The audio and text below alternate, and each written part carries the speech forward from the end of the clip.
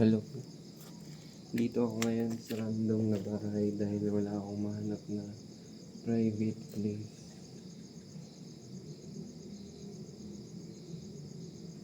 Alam ko na iniisip niyo na pala na ako. And it's day 9, my journey. Yata. Or day 10. Day 10 pala, day 10. Day 10 of my journey and palapit ng palapit ang college na nangihina ako sa tunay lang dahil nga I wish to be with a person in college and yet wala.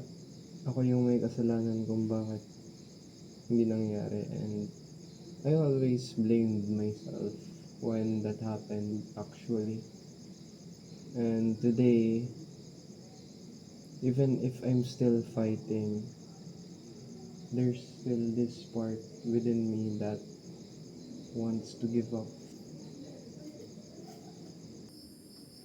Continuing on my statement, I have that part that is inside of me that really wants to give up, that wants to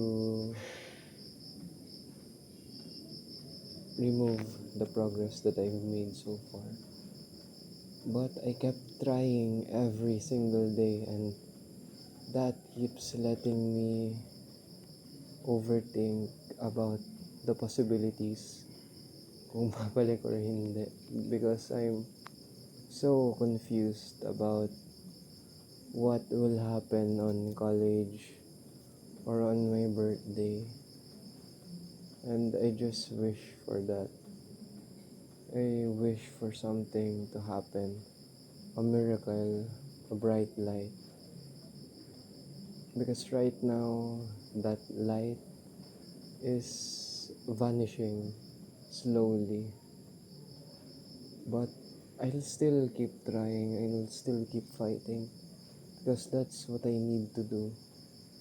Yun lang ang kaya kong gawin at yun lang yung kailangan kong gawin for the meantime. Kasi hindi ako magpapatalo. Lalaban at lalaban pa ako habang kaya ko pa lumaban. And alam ko naman yung boses ko pasuko na, but deep inside me, gusto ko pa din lumaban kahit ganito na ang sitwasyon ko ngayon. Magta-try ako at hindi ako susuko. Yun lang, bukas ulit. Bye bye.